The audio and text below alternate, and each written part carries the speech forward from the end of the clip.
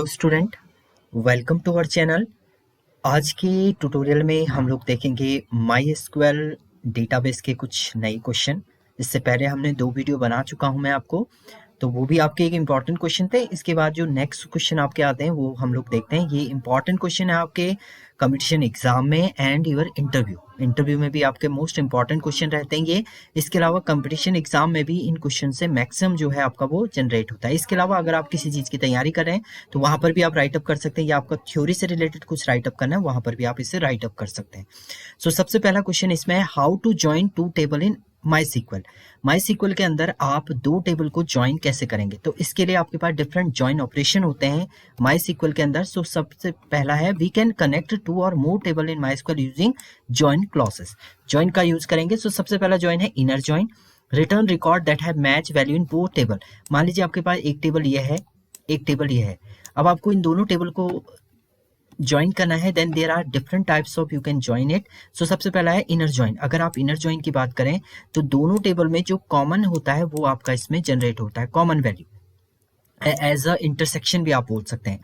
Next one है left join. Left join का meaning होता है return the all element of left table का सारे एलिमेंट को, जो कॉमन है वो तो आएगा ही आएगा, उसके अलावा जो लेफ्ट टेबल में बच जाएगा वो आपका इसमें जनरेट होता है।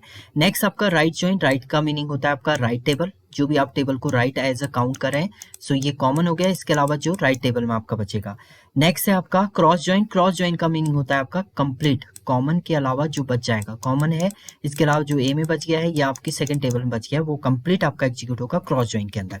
सो ये सिंटेक्स है, क्या लिखना है आपने सेलेक्ट, एस्ट्रिक भी आप लिख सकते हैं तो कंप्लीट आ जाएंगे आपके, नहीं तो कॉलम के नेम आप लिख सकते हैं। Columns from table 1 inner join, inner join यही आपको राइटअप करना है, यहीं पर आपको चेंजेस करना है। Inner join table 2 on table 1 dot column equal to table 2 dot column. एक कॉलम के थ्रू आप मैच करेंगे दोनों वैल्यू को और उसके बाद आप इसको एग्जीक्यूट करेंगे। ऐसे ही आपको लेफ्ट ज्वाइन निकालना है तो लेफ्ट ज्वाइन यहाँ पर लिखना है, वैल्यू सेम रहेगी। राइट ज्वाइन के लिए right join and cross join के लिए क्रॉस ज्वाइन। आपका सिंटेक्स ही सेम रहेगा, केवल यहाँ पर ज्वाइन आपने चेंज कर देना है। तो ये सिंपल सिंटेक्स है आपका ज्वाइन ऑपरेशन का। नाउ नेक्स्ट है आपका how to join 3 table in my sequel. तो 2 type you can join 3 table. So let's we have two 3 table. First table is student, जिसके अंदर स्टूडेंट आईडी नेम है। Second table आपके हमारे पास है मार्क्स, जिसके अंदर ये दोनों आपके कॉलम है एंड स्कोर 3 कॉलम है। एंड डिटेल आपकी थर्ड टेबल है जिसके अंदर आप हमारा जो है वो ये 3 कॉलम है। Now we can add it. So using SQL join clauses, join का ऑपरेशन परफॉर्म करके select name, score, address, email. आपने नेम ले लिया इससे और स्कोर ले लिया सेकंड फील्ड से, एड्रेस ले लिया हमने थर्ड वाले से एंड ईमेल भी हमने third. From student inner join आपने किया जो कॉमन है आपके पास। मार्क्स सेकंड टेबल का name, on S dot STD से आप कंपेयर करें स्कूल एम स्टूडेंट आईडी। सो मार्क्स स्टूडेंट आईडी से आप इसे एग्जीक्यूट करेंगे। देखिए मैंने स्टूडेंट को एस लिया हुआ है and inner join marks M लिया हुआ है। देन जब आप कंपेयर करेंगे तो S dot student ID equal to M dot student ID आपकी हो जाएगी, student ID.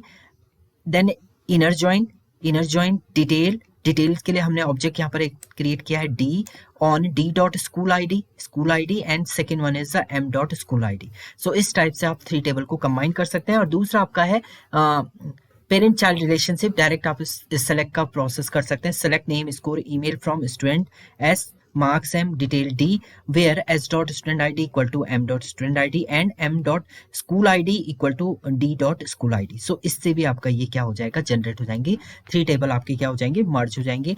Then you can access the 3 table merging data. Now next है आपका how to write an SQL query to find student name start with A. आपको वो detail find out करनी है जिसमें स्टूडेंट का जो नेम है वो ए लेटर से स्टार्ट हो। तो यहाँ पर आपकी लाइक की क्वेरी चलती है। सो सिंपल है, लाइक की क्वेरी आपकी पैटर्न मैचिंग के लिए, इसे पैटर्न मैचिंग भी बोलते हैं।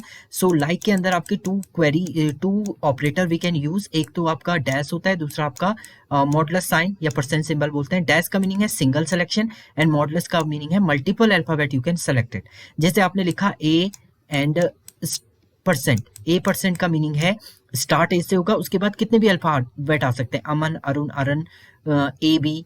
तो ये ए स्टार्ट होगा, बट उसके बाद कितने भी आ सकते हैं। और अगर आपने ए लिखा हुआ है और उसके बाद डैश लिखा हुआ है, इसका मतलब ए के बाद केवल 2 ही करेक्टर ये एक्सेस करेगा। ए फर्स्ट होगा, सेकंड आपका एक अदर करेक्टर आप राइट अप कर सकते हैं। तो अमन कोई एक्सेस नहीं करेगा, ए भी कोई एक्सेस कर सकता है। सो ये आपका select asterisk from student where student name like A and percent. So A से स्टार्ट होना चाहिए। उसके बाद उसने एंडिंग के लिए नहीं बोला है कि एंड में आपका क्या होना चाहिए। अगर इसी में बोलता वो ए से स्टार्ट हो और एंड आपका किससे हो जाए, टी से हो, तो आप ए परसेंट टी यहाँ पर राइट अप कर सकते हैं। सेम आपका थर्ड लेटर ए हो तो थर्ड लेटर आपका ए ये हो जाएगा। इसके बाद आप कुछ भी हो सकता है। नेक्स्ट ये हो सकता है, देखिए दो स्टार्टिंग के दो आपके कुछ भी वैल्यू हो, थर्ड आपका ये होगा। ये आपके सिंगल सिलेक्शन के लिए होता है एंड परसेंट आपका मल्टीपल सिलेक्शन के लिए। How to create a database in SQL. SQL में डेटाबेस कैसे क्रिएट करते हैं आप, तो क्रिएट डेटाबेस एंड डेटाबेस का नेम। सिंपल आप राइट अप करेंगे क्रिएट डेटाबेस एंड डेटाबेस का नेम। क्रिएट डेटाबेस, जैसे हम लोग यहाँ पर एक डेटाबेस ले लेते हैं स्टूडेंट, तो आप डेटाबेस स्टूडेंट आप लिखेंगे तो आपका एक डेटाबेस क्या हो जाएगा, क्रिएट हो जाएगा। नेक्स्ट है what is the difference between the now and current date. So आपके ये दोनों डिफरेंस आपसे मैक्सिमम टाइम पूछता है। नाउ and current date का simple difference between now and current date is now will fetch the current date and time both। इसमें आपका date and time both होगा और फॉर्मेट इसका होगा फर्स्ट ईयर होगा, then month, then dd hours, minute and second, इस format में ये होगा। But in current date will fetch the date of the current day, ये केवल आपका डेट को एक्सेस करता है। तो ये भी आपका फॉर्मेट जो होता है वो सेम होता है, year, month and dd। So current date में केवल डेट को एक्सेस करेगा, नाउ के अंदर वो डेट एंड टाइम दोनों चीज आपकी एक्सेस कर सकता है। यही डिफरेंस है आपका दोनों का। What is the difference between a delete and truncate statement. So यही आपका इंपॉर्टेंट। डिलीट का मतलब एक सिंगल रो को आप डिलीट कर सकते हैं, ट्रंकेट का मतलब है कंप्लीट रो आप डिलीट कर सकते हैं। So delete command is to delete a row in a table. एक टेबल में रो को आपको डिलीट करनी है तो आप डिलीट करेंगे, और आपको कंप्लीट जितनी भी रो है सबको डिलीट करना है तो ट्रंकेट का आप यूज करेंगे। It can roll back data after, इसमें डेटा आपका रोल बैक हो जाता है, मतलब आपने एक बार डिलीट किया दोबारा से आप उसे एक्सेस कर सकते हैं, but you can not roll back in truncate. Truncate में आपका रोल बैक नहीं होता है। ये डीएमएल कमांड है, आपकी डेटा मैनिपुलेशन लैंग्वेज है, लैंग्वेज कमांड है, और ये डीडीएल कमांड है। डीडीएल मतलब data definition language. So structure के लिए ये काम होता है आपका, और ये डेटा पे आपका काम होता है। ये स्लोअर होता है truncate statement, it is slower than truncate statement, is faster because it delete whole statement. So ये फास्टर होता है, ये डिफरेंस आपका। नेक्स्ट डिफरेंट है what is the acid property in database. Acid property is the important part for transaction. जब आप transaction करते हैं, मनी ट्रांसफर होती है आपकी one account to another account, that time it can be used acid property. So there are different types of acid properties. First one is atomicity, consistency, isolation, durability. Atomicity का meaning क्या होता है, atomicity का meaning होता है आपके पास अगर दो अकाउंट हैं ए एंड बी, मान लीजिए इसमें 100 रुपीज़ है और इसमें भी आपका 100 रुपीज़ है। एटोमिसिटी बोलता है अगर मान लीजिए ए को 500, बी को 50 रुपीज़ बी को ट्रांसफर करने हैं, तो सबसे पहले ये रीड करेगा ऑपरेशन। इसमें read and write operation mainly होते हैं आपके। रीड का मीनिंग है आपका अकाउंट स्टार्ट हो चुका है, देन इसने क्या किया, ए इक्वल टू ए माइनस 50, आपका ए में से 50 वैल्यू माइनस हो चुकी हैं, देन उसके बाद आपने राइट कर दिया ए को। सो न्यू वैल्यू ऑफ ए की अब आपके हो चुके हैं 50। अब इसने तो यहाँ से रिमूव कर दिए, बट वो बी को एक्सेस करने हैं तो बी यहाँ पर राइट होगा, सॉरी रीड होगा सबसे पहले बी रीड होगा, read of B, then B access करेगा, B equal to B plus 50 इसने एक्सेस किए, एंड उसके बाद आपका राइट हो जाएगा बी। तो अगर आप प्रॉपर देखें राइट हो जाएगा आपका B. Read and write operation आपके ट्रांजेक्शन में यूज होते हैं। तो यहाँ पर अगर आप देखें तो अब आपके ए की वैल्यू जो होनी चाहिए वो 50 है, एंड बी की वैल्यू आपकी क्या हो चुकी है, वो 150 हो चुकी है। सो ये आपका ट्रांजेक्शन प्रोसेस होता है कंप्लीट। बट एटोमिसिटी में ये बोलता है कि अगर आपका बीच में कहीं डेटा लॉस हो जाता है, मान लीजिए आपका इसने तो यहाँ से रिमूव कर दिए बट ये एक्सेप्ट नहीं कर पा रहा है, यहाँ पर कुछ प्रॉब्लम हो गई है, ये ऑपरेशन परफॉर्म नहीं हो रहा है, तो उस कंडीशन में रोल बैक होगा, डेटा अपनी इनिशियल स्टेज में आ जाएगा। मींस ए की वैल्यू भी आपकी 100 हो जाएगी एंड बी की वैल्यू भी आपकी 100 हो जाएगी। It is called as a atomicity. Second is consistency. Consistency का मीनिंग होता है आपका कि इनिशियल जो टोटल सम है 200 एंड ट्रांजेक्शन के बाद, मान लीजिए ट्रांजेक्शन कंप्लीट हो गया, यहाँ पर कोई भी प्रॉब्लम नहीं, ट्रांजेक्शन के बाद जो रिटर्न आएगा वो भी आपका क्या होना चाहिए, सेम होना चाहिए। तो ये आपका कहलाता है कंसिस्टेंसी। आइसोलेशन का मीनिंग होता है अगर आपके मल्टीपल ट्रांजेक्शन चल रहे हैं, मान लीजिए T1 T2 एंड T3 ये ट्रांजेक्शन चल रहे हैं, तो कोई भी किसी पे डिपेंड नहीं करेगा। यहाँ पर ए बी के बीच में ट्रांजेक्शन चल रहा है, यहाँ पर सी डी के बीच में चल रहा है, यहाँ पर ई एफ के बीच में चल रहा है, और फिर उसके बाद आपका जो है ट्रांजेक्शन किसी पे डिपेंड नहीं करेगा। तो ये अपने अपना ऑपरेशन। ड्यूरेबिलिटी का मीनिंग होता है duration of time, within this duration your transaction is completed. उस ड्यूरेशन के टाइम के अंदर आपका ट्रांजेक्शन जो होना चाहिए वो कंप्लीट होना चाहिए। जैसे आप एटीएम पे अगर पैसे निकालते हैं तो उस कंडीशन में 2 मिनट आपको देता है, within 2 minute you can access all element. या आप ट्रांसफर करें एटीएम टू एटीएम डेटा, तो उस कंडीशन, या ऑनलाइन ट्रांजेक्शन करें तो वहां पर ड्यूरेशन ऑफ टाइम होता है। ये नहीं कि आप 1 घंटे तक आप कंप्लीट जो है वो ट्रांसफर ही करता रहें, वो आपका यहाँ पर नहीं चलेगा। अगर आप 1 घंटा उसमें लगाएंगे तो वो ऑटोमेटिक लॉग आउट हो जाएगा आपका, तो वो कंडीशन होती है आपकी ड्यूरेबिलिटी। ये मेनली ट्रांजेक्शन में आपके यूज होते हैं। This is a acid property. So ये आपकी थी एसेट की property, atomicity, consistency, isolation and durability. What do you mean by trigger in SQL? So trigger is most important part in a SQL. Trigger is SQL is are a special type of store procedure. ये एक special type के store procedure होते हैं that are defined to execute auto. ये automatically execute होते हैं जब आप कोई भी modification या insertion operation perform करते हैं। तो trigger आपका automatically क्या होता है, generate होता है and means it automatically manage all thing. It allow you to execute a batch of code when an insert, update of any other query is executed against a specific table. उस table से related आप कुछ भी operation perform करें तो वहां पर जो डेटा को एक्चुअली ऑटोमेटिकली मॉडिफाई करना है या वो सब प्रोसेसिंग जो होती है वो ट्रिगर की होती है आपकी। What is the difference between SQL and MySQL? ये आपका इंपॉर्टेंट है। ये जो है स्ट्रक्चर क्वेरी लैंग्वेज है यूज इन डेटाबेस, और ये है एक डेटाबेस मैनेजमेंट सिस्टम। मैनेज करने का एक तरीका होता है आपका माईएसक्यूएल के अंदर। It is use for query and operating database system. इसमें क्वेरी एंड ऑपरेट करता है डेटाबेस को, एंड ये हैंडलिंग, स्टोरिंग, मॉडिफाइंग डेटाबेस को, ऑर्गेनाइज पूरे डेटाबेस को स्टोर करना है, उसे हैंडल करना है, मॉडिफाई करना है, प्रॉपर वे में उसकी मॉडलिंग करनी है, वो सब आपका किसमें होता है, माईएसक्यूएल के अंदर। SQL always the same but MySQL keep updated. ये हमेशा जो होता है अपडेटेड फॉर्मेट में होता है। Only a single storage engine is supported in SQL but MySQL support multiple storage engine. MySQL के थ्रू आप मल्टीपल स्टोरेज इंजन सपोर्ट करते हैं। The server is independent SQL. SQL में सर्वर कोई डिपेंड नहीं होता है, जबकि आपका माईएसक्यूएल जो होता है वो काम करता है आपके सर्वर पे भी ये काम करेगा। During backup session the server backup in the database. So backup आपको स्टोर करना है तो आप सर्वर पे स्टोर करेंगे। State the difference between the SQL and PL SQL. आपने सुना होगा एसक्यूएल एंड पीएल एसक्यूएल क्या होता है आपका। एसक्यूएल स्ट्रक्चर क्वेरी लैंग्वेज होता है, पीएल आपका प्रोसीजर प्रोग्रामिंग लैंग्वेज होती है, जस्ट लाइक एज अ सी। इसमें प्रोसीजर के अकॉर्डिंग चलता है आपका complete process. SQL individually query that used to execute DML and DDL query. PL is a block of code used to write the entire procedure function. इसमें जो भी work आपका होगा वो एक फंक्शन के थ्रू होगा। SQL is a declarative and data oriented language. ये declarative and data oriented होती है, जबकि आपका PL SQL is a procedure and application oriented language है।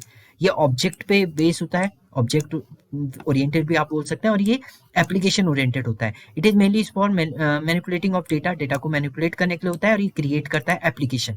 जो आपको एप्लीकेशन एक्चुअल में क्रिएट करनी है वो आप करेंगे, बट इसमें केवल डेटा में आप चेंजेस कर सकते हैं। It provide interaction with the database server and it does not provide interaction with database server. Server से कोई कनेक्शन नहीं होता है, यहाँ पर आप डेटाबेस कनेक्टिविटी का परफॉर्म कर सकते हैं। It can not contain PL SQL code within it. इसके अंदर पीएल एसक्यूएल का कोड आप रन नहीं कर सकते, but it can contain SQL because it extension. SQL का कोड आप यहाँ पर राइट अप कर सकते हैं पीएल एसक्यूएल में। What are view? व्यू का मीनिंग होता है आपका एक कंप्लीट टेबल है, उसका आप कुछ पार्ट आप एक्सेस करें, that is called as a view. View are virtual table use to limited the table. Table के अंदर आपके बहुत सारे कॉलम हैं, मान लीजिए आपके 1000 3000 कॉलम है, उसमें से आप 2-3 कॉलम की एक अलग से टेबल बना रहे हैं, that is called as a view, देखने के लिए। So these are nothing but the result of a SQL statement that has a name associated with. Since view is a not physical representation they take less space to store. आपका data store करने का ये less space होता है। मान लीजिए आपने multiple table बनाई है, तो सेलेक्ट व्यू में हमने एक टेबल बनाई जिसके अंदर डिफरेंट टेबल का हम व्यू जो है वो एक्सेस करें, that is called as a view. Next one is the state the difference between view and table. So simple है आपका। View is the virtual table that extracted from a database and table is a structure. Table के अंदर complete आपका structure होता है। It do not hold data themselves. Hold खुद नहीं करता है, टेबल से डेटा को एक्सेस करता है व्यू, जबकि टेबल के अंदर आपका एक्चुअल डेटा स्टोर होता है। View is also utilize to query certain information containing view district table. Different table से आपका एक व्यू के अंदर स्टोर हो सकता है। And table hold fundamental client information that, इसमें एक ही टाइप का डेटा आपका स्टोर होगा एक टेबल के अंदर। In view we will get frequently, इसमें आपको कोई डेटा सर्च करना है, डायरेक्टली आप व्यू से एक्सेस कर सकते हैं। तो टेबल में अगर आप सर्च करेंगे थोड़ा सा आपको वो टाइम लगेगा। सो ये आपके डिफरेंस थे। नाउ नेक्स्ट है what is SQL injection. Injection, SQL injection is a hacking technique. ये एक हैकिंग टेक्निक होती है which is widely use by the back hat hacker. एक टाइप का हैकर होता है आपका बैक हैट हैकर, जो आपके डेटाबेस को इजीली एक्सेस कर सकता है। तो उसे ना एक्सेस करे इसलिए एसक्यूएल इंजेक्शन का यूज होता है। Let's say if you go to website and give your user name and password आपने एंटर किया है, the hacker would add some malicious code. वो आपका कुछ मैलिशियस कोड वहां पर ऐड कर देगा over there such that he get the user information and password detected from the database. If your database contain any vital information, it always better to keep secure SQL injection attack. So SQL injection attack जो के through ये क्या करता है, access कर लेगा, but उससे secure करने के लिए SQL इंजेक्शन यूज होता है हमारा। तो ये क्या है, इज अ हैकिंग टेक्निक। एक हैकिंग टेक्निक है which is widely use to hack black hat hacker. ये एक हैकिंग टेक्निक है जिसे ब्लैक हैट हैकर, ये टाइप का एक हैकर है जो आपके डेटा को एक्सेस कर लेता है इजीली। जब आप नेट पे कुछ भी एंटर कर रहे हैं यूजर नेम पासवर्ड, तो उस समय ये आपका डेटा को एक्सेस कर सकता है। तो इसलिए इसको बोलते हैं SQL injection. So how to insert multiple row in SQL. SQL के अंदर मल्टीपल रो आप कैसे इंसर्ट करेंगे। सो सिंपल है, insert into table name, column 1 column 2 ये लिखा आपने वैल्यूज, फर्स्ट वैल्यू आपने एंटर कर दी, कॉमा, सेकंड वैल्यू ब्रैकेट के अंदर, कॉमा, थर्ड वैल्यू, फोर्थ। ये इस टाइप से आप मल्टीपल वैल्यू स्टोर कर सकते हैं। जैसे आपने किसी टेबल में मल्टीपल वैल्यू इंसर्ट करनी है तो आप लिखेंगे इंसर्ट इनटू स्टूडेंट। स्टूडेंट मान लीजिए पहली वैल्यू आप इंसर्ट करें। आप यहाँ पर कॉलम के नेम भी राइट अप कर सकते हैं, डायरेक्ट आप वैल्यूज करके वैल्यू एंटर कर सकते हैं। सो आपको कॉलम का सीक्वेंस पता होना चाहिए। जैसे नेम अमन आपने लिख दिया है, अरुण आपने लिख दिया है, IT लिखा और CS लिख दिया मैंने। नेक्स्ट वाले में फिर से अमन, अंकित, ये इस टाइप से आप लास्ट में क्या करेंगे, सेमीकोलन लगा देंगे तो मल्टीपल रो आपकी इंसर्ट हो जाएंगे। How to copy table in SQL. SQL की में आपको टेबल को कॉपी करना है। This is a important part कि आपने एक नई टेबल बनाई है, वहां आप कंप्लीट डेटा कॉपी कर रहे हैं एक टेबल का। This is how we can copy all column into table. There are two method. First is select stick into new table name from old table name where condition. अगर आपके पास कोई condition दे रहे हैं आप तो वो एक्सेस करते हैं। मान लीजिए आपको पर्टिकुलर रो की वैल्यू हुई, जिसके रोल नंबर जिसकी सैलरी 5000 हो, उनकी अलग से टेबल बनानी है, तो वो आप यहाँ पर राइट अप कर सकते हैं। दूसरा मेथड आपका ये है कि आप क्या करें, if you want to copy only specific column, आपको स्पेसिफिक कॉलम को करना है तो आप कॉलम की नेम लिखिए, select column name column 2 column 3 into new table from database where condition आप रखेंगे। तो इस टाइप से आप क्या कर सकते हैं, एक टेबल का डेटा दूसरी टेबल में क्या कर सकते हैं, कॉपी कर सकते हैं। So this is called as a copy of table, SQL table. So ये आपके कुछ इंपॉर्टेंट क्वेश्चन थे। Thank you student.